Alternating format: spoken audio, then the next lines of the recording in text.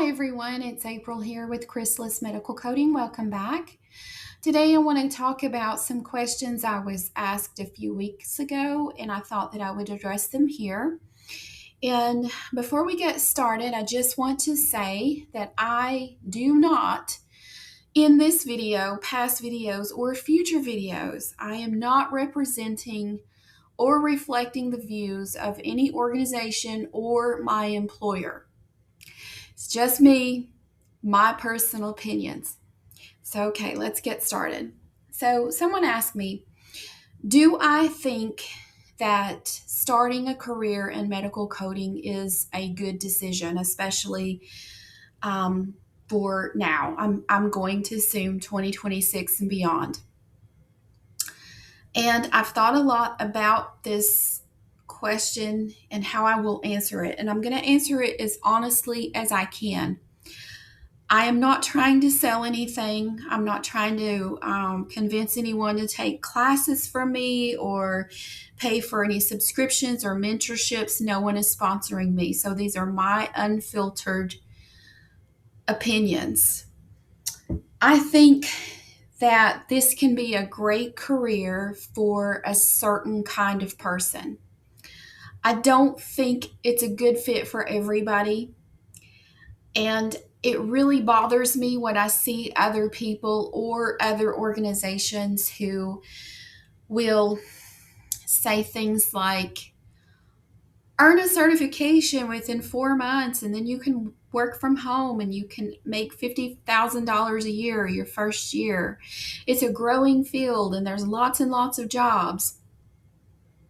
And the problem I see with that is that part of it is correct, but what most people do not get information is from someone who, like me, is not trying to sell you anything. I'm just trying to be honest with you. It's not that simple. There's nothing about it that is simple. Can you get a job working from home? Yes. Can you make $50,000 a year? Yes, you can actually make more. Does it take about 4 months to go through the certification program? Yes. But there's some nuance here, okay? It's really hard to get the first job. And if you have no prior experience, you are going to start out as, if you go through AAPC, you will start out as a certified professional coder apprentice.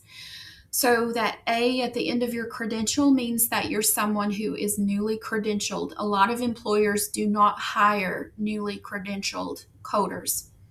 Now you can also go through AHIMA, AHIMA, and you can become a certified coding associate, I think is what theirs is, the CCA, and then there's the CCS, which is the certified coding specialist. I don't know. I really don't know. I'm not trying to promote either one. It's completely up to you which direction that you want to go into. Those are the two most recognized organizations for their certifications. One requires that you go to college, and before you can earn, like if you go the AHIMA way, most of that is geared towards those who are in secondary education, at least associate's degree program. If you want to go the route of a certificate program where you complete it in like 4 months or less, then it was typically through AAPC. But I do think it takes a very particular kind of person, and we'll talk about that next. The kind of person who typically does well is the kind of person who is very determined to get a job in this field and they do not accept the word no. And what I mean by that is you have to be very determined that you may have to apply to dozens or maybe even 100 jobs before you get that first one. Now, typically, it's not that hard to get a job after you have experience, but that first job can be really, really hard to get. Also, I think you have to be the kind of person who you're okay with rejection. I think most people in most other fields probably go through that as well. When you're trying to get a job, you go through a lot of rejections. This job field is competitive. No one told me that when I started looking for a job years ago, but it's highly competitive. And even after you get the job, you can feel like you are constantly having to prove yourself and prove that you know what you're doing. I've been in this field for more than 10 years, and each time that I have changed jobs, I have had to go through that process all over again. I have to prove I know what I know what to do, and I also have to be humble enough to say, I don't know it all. I wish I did, but I'm constantly learning something new every day. And things change all the time. So you have to be the kind of person who is comfortable with continual change and continual education.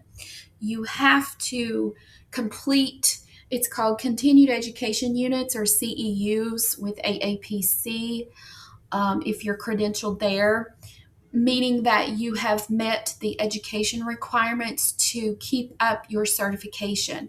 And those certifications, you have to pay for those yourself.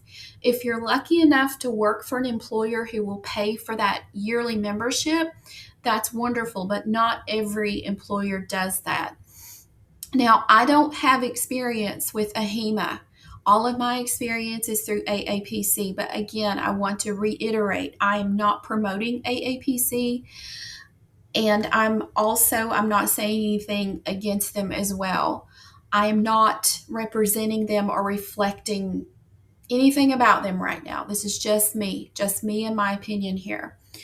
But what I have typically encountered throughout my time of working in this field is it does take a certain kind of person who you have to be very, I mean, not even very, you have to be extremely detail oriented. You have to be the person who notices patterns. You have to be able to very quickly make decisions all day long. I mean, like, once you get that first job and you get really comfortable with that first job, you're making small but very impactful decisions all day long. So you have to be comfortable and confident in yourself, even when the days you don't feel very confident or you don't feel very comfortable. You have to keep going because people expect it. You have to be able to work fast and you have to be able to work under pressure. There is a tremendous amount of pressure and responsibility because everything you do directly involves and directly impacts the revenue for the entire organization. So, in the coding field, if you code something incorrectly, it can cost the organization a lot of money. So, there's a lot of responsibility there. So, next up, we're Okay, so that is all I have for today. I will try to start uploading videos on a more consistent basis.